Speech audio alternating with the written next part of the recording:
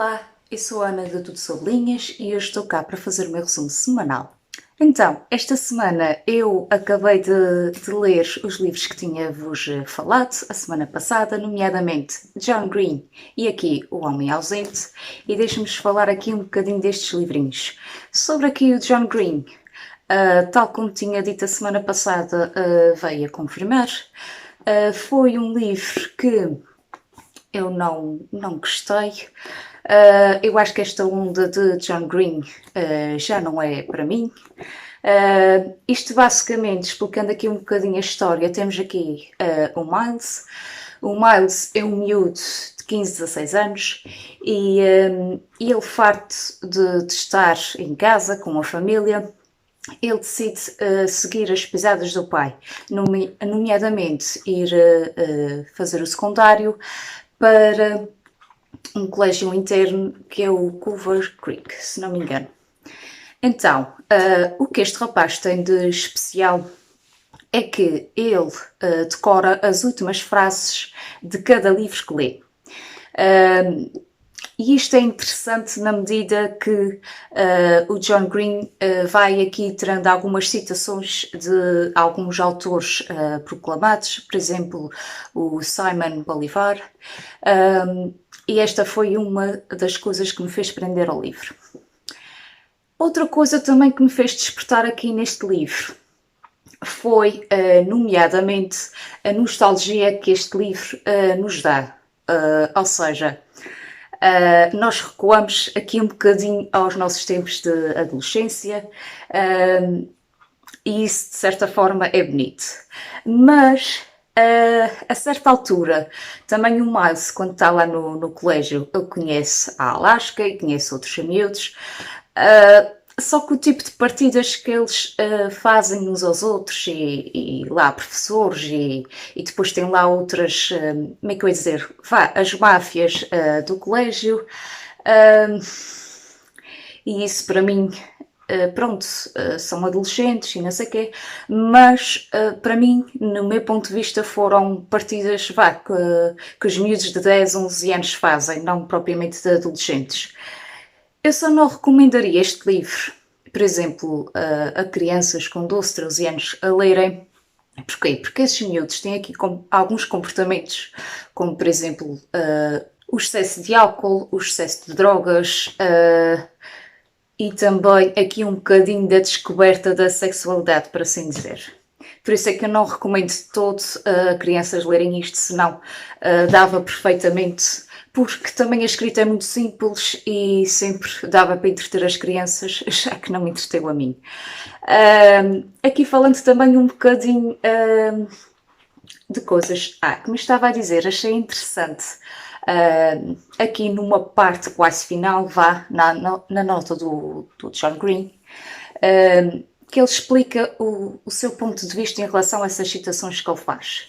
Ok, isso é interessante, só que isto foi uma leitura mesmo enfadonha, eu já me estava a cansar disto tudo, e depois desta última parte que tem aqui no livro sobre cenas apagadas, eu nem sequer li, porque também das duas uma, ou era cenas que tinham sido entregues no manuscrito principal dele e que a editora ou a sua agente tinha escutado, ou então, isto como é a 10ª edição, de edição para edição, às vezes tem episódios que são cortados, por assim dizer.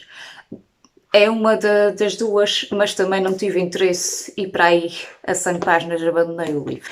Também hoje eu partilhei a minha opinião assim mais específica lá no blog, se vocês quiserem podem sempre dar uma olhada por lá. Falando aqui um bocadinho do Homem Ausente, eu li o primeiro livro desta série, que foi Os Segredos Obscuros, li o segundo, O Discípulo, e foram 2 livros que eu adorei. Foi 2 livros que me prendeu de princípio ao fim.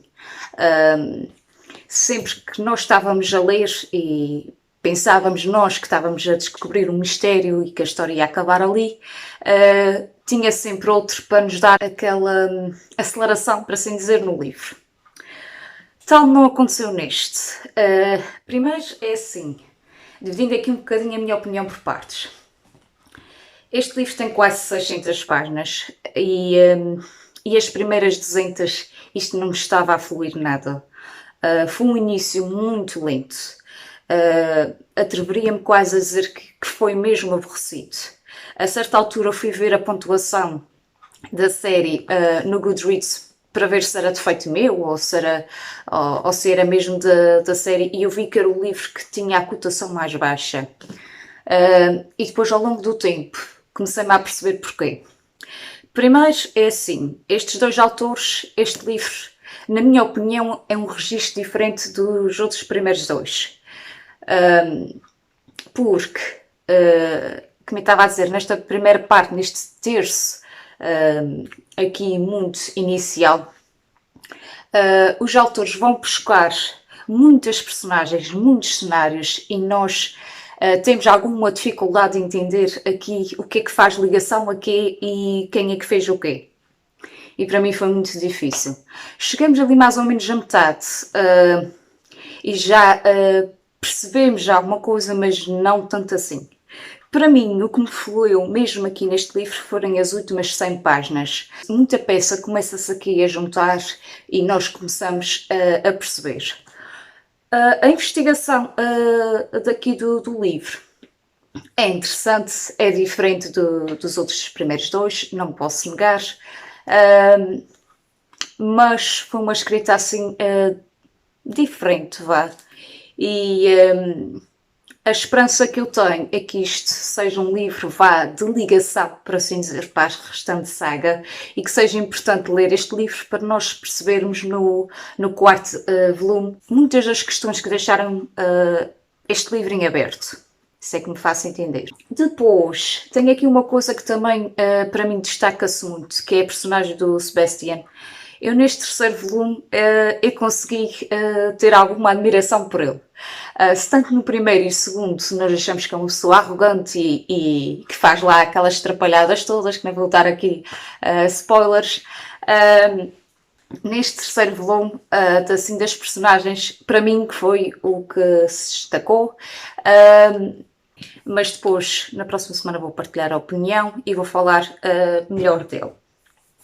Também esta semana comecei a ler aqui este livrinho e tinha a noção que isto era um romance assim mais suave, daqueles que eu gosto de levar lá para os meus almoços no trabalho, porque também não tenho muito tempo e pronto, para estar assim a pegar e a largar é sempre bom uma história suave e que me ajude também a entreter o que me resta do almoço. Eu ainda não li muito deste livrinho e aqui numa parte muito inicial estou a gostar muito da escrita desta autora.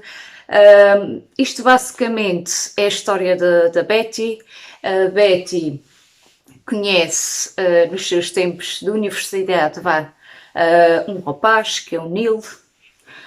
O Neil é um estudante em ascensão a pintor, artista, e eles na altura conhecem-se e desenvolvem ali qualquer coisa. A história começa desta forma, que é praticamente 9 anos atrás. Depois temos aqui uma Betty diferente e a falar no presente. Só que o que é que acontece? Devido à situação profissional dela, ela volta a se encontrar com o Neil. E esta é a parte mais ou menos que eu estou. Eu não sei vos dizer muito mais porque também ainda não li. Eu comecei a ler aqui o 6º volume, Segredos Mortais, do nosso Robert Brinza. Eu estou muito curiosa para saber como esta série vai terminar. Eu ainda também só li poucas páginas, por isso não vos sei dizer nada. E pronto, eu espero que a Erika tenha aqui um final melhor do que já teve anteriormente. No blog, esta semana, eu partilhei aqui umas opiniões de livros. Então, princípio da semana, dia 1 de junho, partilhei a opinião deste. Eu não me vou distanciar aqui muito a falar dos livros, porque senão vou tornar muito longa. Estou só aqui a mostrar a vocês, se vocês tiverem curiosidade em algum destes livros, podem ir lá a ver o que é que eu disse. Também temos aqui A Praia das Pétalas de Rosa, de Dirty Coulson. Temos aqui o quarto volume, O Último Folk, Robert Brinza. Temos aqui um livro que eu até já falei muito por aqui, Demência, de Célia Correia Lourais. Como vocês sabem, foi uma das minhas leituras preferidas de maio. Também, ontem, partilhei aqui a opinião de Paraíso, Judith McNall. E hoje, só para não arrastar mais este assunto, eu partilho a opinião de À Procura da Lasca, de John Green. Também, só aqui para dar aqui uma informação a vocês. Eu esta semana já estou a combinar com as meninas lá do Clube de Leitura de Judith McNall para nós fazermos a nossa próxima leitura deste mês de junho, que é o Perfeito. Caso alguém queira ler connosco, já sabe que é só ir até ao nosso grupo de Facebook, Desafio Literário Tudo Sobrinhas. O book haul desta semana. Bem, ele é enorme. Eu não vou atrever a pegar nele, mas ele é mesmo enorme. Portanto, eu vou tentar aqui fazer isto de um modo muito rápido. Da Suma de Letras, eu esta semana recebi O Dia em que Perdemos o Amor, que é supostamente a sequela do Dia em que Perdemos a Cabeça, do escritor espanhol Xavier Castilho. Acho que é assim que se diz. Este aqui é a minha box de maio do Book Gang da Helena Magalhães. Por acaso tenho uma particularidade muito fixe nesta box, que noutras anteriores eu ainda não tinha encontrado, que é, por exemplo, no início de cada mês a Helena partilha quais são os livros daquele mês. E depois, se nós estivermos interessados, por exemplo, em algum daqueles livros, podemos encomendar a box, não é? E podemos também escolher, para fazer os 3 livros da box, podemos escolher outros títulos, que foi o que aconteceu comigo. Pronto, já aqui uma cartinha toda fofinha, que depois eu vou ler. Pronto, tenho aqui este livro, Onde Cantam os Grilos, de Maria Isaac. Era um livro que já estava em vista praticamente desde que ele saiu, e eu aproveitei a box para ver o livro. Também temos aqui outro livro da box de maio, e que eu decidi não alterar, porque a Helena referiu muito que este livro estava aqui referido o papel das mulheres, e vocês sabem que eu gosto muito de ler sobre isso. E temos aqui A Culpa é Minha, de Louise O'Neill, acho que é assim que se diz, e eu decidi continuar com isto. O terceiro volume, eu acho que o livro que ela tinha proposto era o Sadie. Eu já ouvi falar do livro, não é um livro que neste momento me desperte curiosidade, e então eu troquei por este, A Sociedade Literária da Tarde, de Casca de Batata. Eu já ouvi falar muito bem deste livro e é um livro que eu quero ler em breve. Também tenho aqui mais marcadores.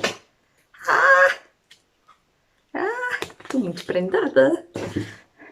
Temos aqui um rímel e temos aqui sombras. Vou tentar isto aqui, só para não estragar. Temos aqui um dos livrinhos para os próximos meses da nossa Judith McNall. Este livro é lindo. Eu não sei se vocês conseguem ver, mas eu tenho assim uns reflexos muito giros. Pronto. Tenho aqui Em Nome do Amor, Christiane Hanna. Eu já tinha partilhado no blog que, desde que tinha lido esta autora, que gostaria de ter todos os livros dela e poder ler. Desde que eu li a Christiane Hanna, fiquei totalmente apaixonada. Até então eu li A Grande Solidão e O Rochinol, que muita gente diz que são os melhores livros da autora, mas eu quero confirmar por mim, porque também tem outras meninas por aqui que já me disseram que ela tem outros livros igualmente bons, vá, e eu quero ler. Também aqui, olha, temos aqui A Hora Mágica, da Christiane Hanna também. Temos aqui O Jardim das Borboletas. Por acaso este era um thriller que eu queria ler há muito tempo e eu mal apanhei uma promoção, veio para a minha estante. Também aqui temos O Amor Está no Ar, de Dorothy Coulson, um dos primeiros, se não o primeiro livro da Dorothy publicado em Portugal pela Porto Editora. Também esta outra autora, tal como a Christiane Hanna, que eu quero muito seguir, desde que li alguns livros, tanto de uma como da outra, são autoras que eu quero tentar ler todos os livros publicados cá em Portugal. Também, outro thriller que eu já ouvi falar muito bem é O Rumores. Eu confesso que tenho alguns desses livros que eu não li a sinopse, porque ultimamente as sinopses, para mim, divulgam muito sobre a história e eu como nunca quero estragar, por assim dizer, a minha leitura, então opto às vezes por não ler. Baseio-me, por exemplo, na cotação do Goodreads ou na opinião para aqui das meninas que têm os gostos mais ou menos como os meus, e é às vezes por aí que eu me sigo. Temos aqui outro livrinho de um autor português, Estou Nua e Agora, de Francisco Salgueiro. Este livro eu penso que já deve ter para aí uns 5 anos, mas eu li alguns e ouvi falar sobre este livro e cá está ele. Também temos aqui outro livro que já foi editado em 2011, ou seja, já tem quase 10 anos, Os Filhos da Droga, Christiane Hef. Também aqui, muito na onda Christiane Hanna, Um Estranho na Cidade. Também temos aqui o meu livro que, em princípio, ao este, onde cantem os grilos, que será o meu guia para o projeto da Maria João Covas e Maria João Diogo, do Português é Bom. Este mês de junho é a letra G e eu, agora que recebi os dois na mesma semana, estou sem saber qual deles é que vai ser, mas eu tinha encomendado Galveias de José Luís Peixoto para o projeto e depois, entretanto, apareceu-me aquele. Pronto, eu neste momento não tenho assim, não tenho mais livrinho nenhum para vos mostrar. Isto mesmo assim, esta semana chegou cá a casa 13, 14 livros. Estes eram livros que eu já tinha encomendado em promoções e assim anteriormente. E como os correios estão assim um bocadinho atrasados e tudo, isto atrasou-se. E depois tem semanas que, por exemplo, pode não chegar nada e tem outras que chega-me tudo de uma vez. Eu penso que esses livros que eu estou agora aqui a receber, isto é da segunda semana de maio, só para vocês verem. E desde então, mais algumas opiniões surgirem. Por isso vamos lá ver o que é que vai acontecer na próxima semana. Eu neste momento não tenho mais nada assim de tão especial para vos dizer. Não se esqueçam de, caso tenham interesse em rever alguma das minhas opiniões sobre os livros e sobre as opiniões que eu partilhei esta semana lá no blog, não se esqueçam de lá ir visitar. Não se esqueçam também de seguir o blog, subscrever aqui o canal, que é muito importante para mim. Não se esqueçam também de deixar o vosso like e também deixar o vosso comentário caso já tenham lido algum dos livros que eu li ou de alguns que eu recebi, pois eu gosto sempre de saber do vosso lado, tá bem? Pronto, por hoje eu fico por aqui, até ao próximo vídeo.